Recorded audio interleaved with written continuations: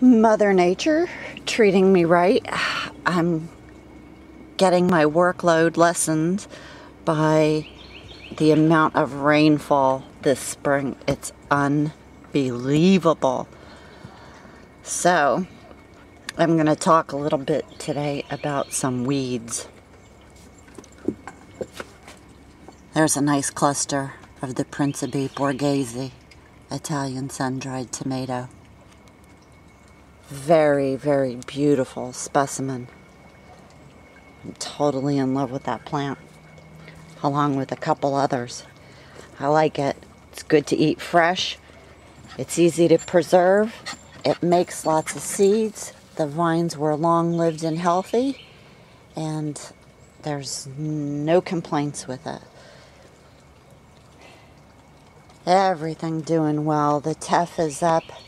The direct sow dragon tongue beans up front, lemon apple cucumbers.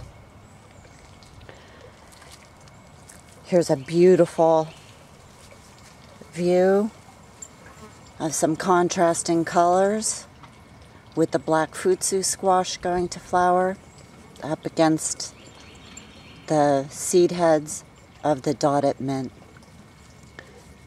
The cluster of Russian emerald apples is developing perfectly. No spots, blemishes, malformations, nothing. Perfect.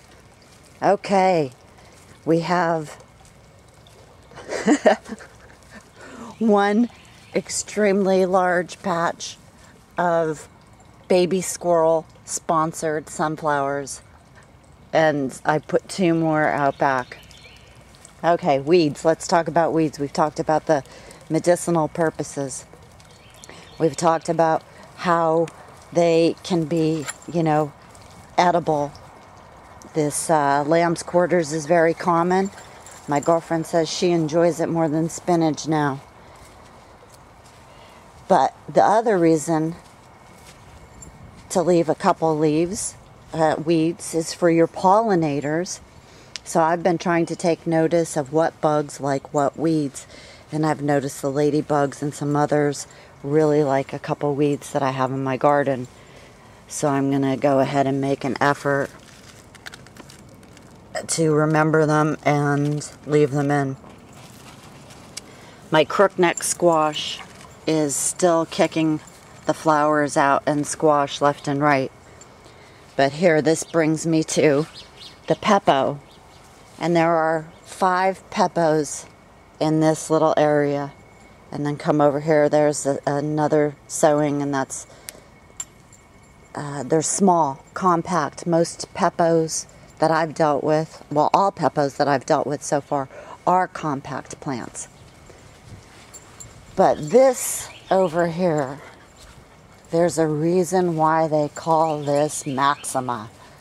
And these vines are quick growing. They sprawl out. They get enormous. They're going to take up a lot of space. They're going to have a main sprout, and then off of that, they're going to get all of these other sprouts coming off the side. So they produce large vines and large fruit.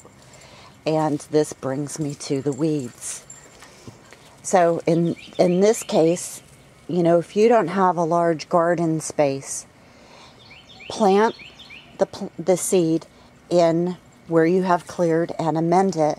And then, like this, it crosses over into a grassy or weedy area. And yeah, it doesn't look great in the summer when you really can't get in there and control it, the growth of your weeds and grass. But I don't really care.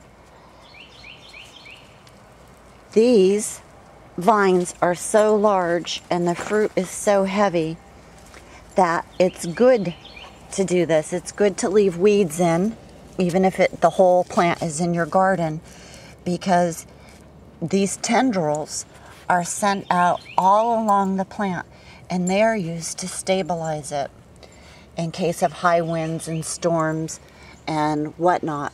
so the plant just doesn't get tossed about, broken. And So I highly recommend leaving some weeds in where you're growing larger vining squash. All right. Teddy's doing wonderfully. He got a really extensive checkup yesterday. The vet's squeezing on him, poking, prodding. So he's doing well. The flax, this is a golden flax, came up all along that border. My transplants of the ground cherries, arugula, and wonderberries all took.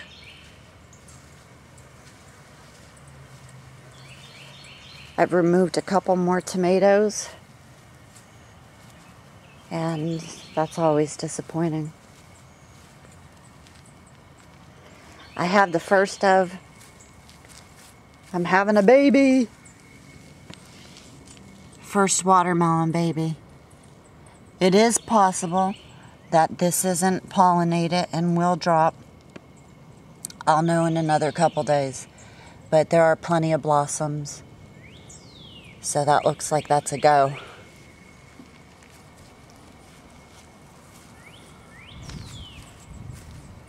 He's doing his thing. I helped him out. But now he's on his own climbing up my post.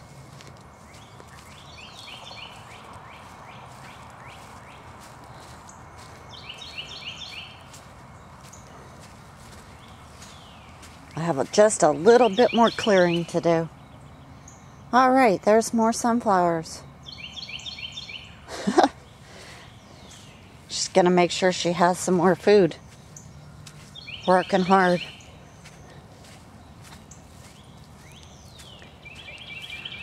I got this bed taken care of. Amended all of the weed roots and grass roots. I went through it quite a few times. So I put the sunflowers way back there up against the cactus. But everything that I put in early took root really well. It's flowering, sprawling, growing. And now I'll start planting more in this area.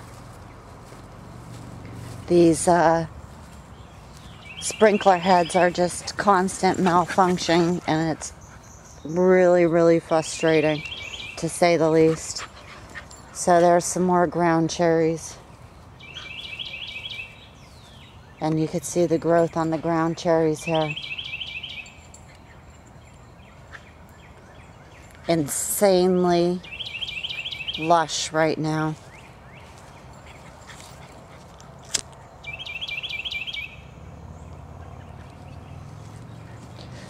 I'm regretting that I didn't continue with the hand pollination. That looks edible. On the Hopi squash, I have quite a few squash that are boarding. But really, really beautiful development on quite a few squash. I was in here the other day and I counted 12 so far that have good, growth. But there's that yellow one that's going to drop. It didn't get properly pollinated. And now the plants are back to just pushing females with no males. Yep, they're everywhere.